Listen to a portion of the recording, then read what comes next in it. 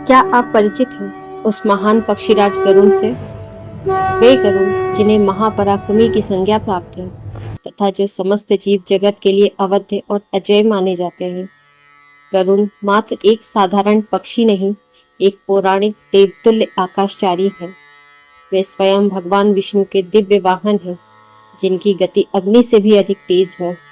किंतु क्या आप अवगत हैं कि पक्षीराज गरुड़ का जन्म किस प्रकार हुआ था? यही वह गहन रहस्य है जिसका ज्ञान प्राप्त कर आप गरुड़ की अपार महिमा से आश्चर्यचकित हो उठेंगे।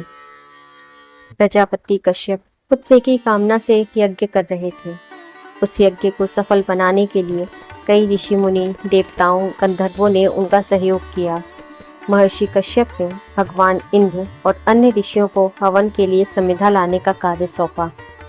भगवान इंद्र काफी बलवान हैं, इसलिए उन्होंने एक बार में ही लकड़ियों का बड़ा पहाड़ बनाकर उठाकर ले आए।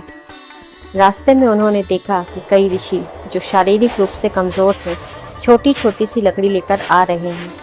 अपने बल के घमंड में मत वाले इंद्र उनका मजाक उड़ाते हुए आगे बढ़ गए। इंद्र द्वारा इस तरह ऋषियों के अपमान से वाल्खिल्य मुनियों को काफी रोष हुआ, जिसके परिणाम स्वरूप उन्होंने ऐसे कर्म का आरंभ किया जिसका परिणाम इंद्र के लिए काफी भयावह था।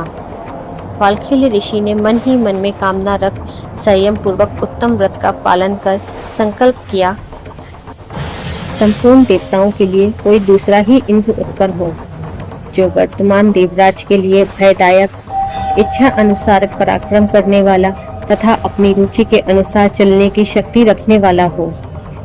शौर्य और वीर में इंद्र से 100 गुना बढ़कर हो, उसका वेग मन के समान तीव्र हो। अपनी तपस्या के फल से अब ऐसा ही वीर प्रकट हो जो इंद्र के लिए भयंकर हो। उनका यह संकल्प सुनकर 100 यज्ञों का अनुष्ठान पूर्ण करने वाले देवराज इंद्र को बड़ा संताप हुआ और वे कठोर व्रत का पालन करने वाले कश्यप जी की शरण में गए। देवराज इंद्र के मुख से उनका संकल्प सुन प्रजापति कश्यप वाल्खिल्यों के पास गए। उनसे कर्म की सिद्धि के संबंध में प्रश्न किया। सत्यवादी महर्षि वाल्खिल्य ने कहा, हाँ ऐसी ही बात है, कहकर अपने कर्म की सिद्धि का निपादन। तब प्रजापति कश्यप ने सांत्वना पूर्वक समझाते हुए कहा, तपोधनु ब्रह्मा जी की आज्ञा से ये पुरंदर 3 लोकों के इंद्र बनाए गए हैं और आप लोग भी दूसरे इंद्र की उत्पत्ति के लिए प्रयत्नशील हैं। संत महात्माओं, आप ब्रह्मा जी का वचन मिथ्या ना करें। साथ ही मैं यह भी कहना चाहता हूँ कि आपके द्वारा यह कार्य भी अभिष्ट संकल्प भी मिथ्या ना हो। अतः अत्यंत बल और सत्व गुण से संपन्न जो वह भावी पुत्र है, यह पक्षियों का इंद्र हो। देवराज इंद्र आपके पास याचक बनकर आए हैं, आप इन पर अनुग्रह करें। महर्षि कश्यप के ऐसा कहने पर तपस्या के धनी वाल्खिल्य मुनि मुनिश्रेष्ठ प्रजापति का सत्कार करके बोले, प्रजापति, हम लोगों का अनुष्ठान इंद्र के लिए हुआ था और आपका यज्ञ समारोह संतान के लिए अभिष्ट था, अतः इस फल सहित कार्य को आप ही स्वीकार करें।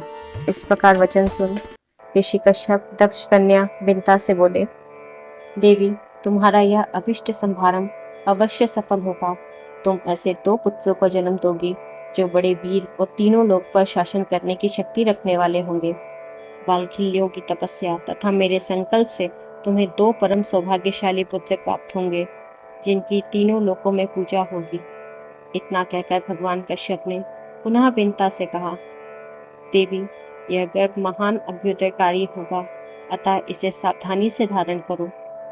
तुम्हारे ये दोनों पुत्र संपूर्ण पक्षियों के इंद्र पद का उपभोग करेंगे। स्वभाव से पक्षी होते हुए भी इच्छा अनुसार रूप धारण करने और समर्थ लोक संभावित वीर होंगे।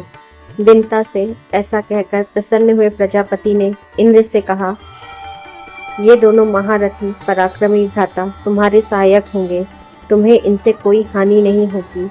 इंद्र, तुम्हारा संताप दूर हो जाना चाहिए। देवताओं के इंद्र तुम ही बने रहोगे। कश्यप जी के ऐसा कहने पर देवराज इंद्र निशंक होकर स्वर्गलोक चले गए और अपना मनोरथ सिद्ध होने से विंता भी बहुत प्रसन्न हुई।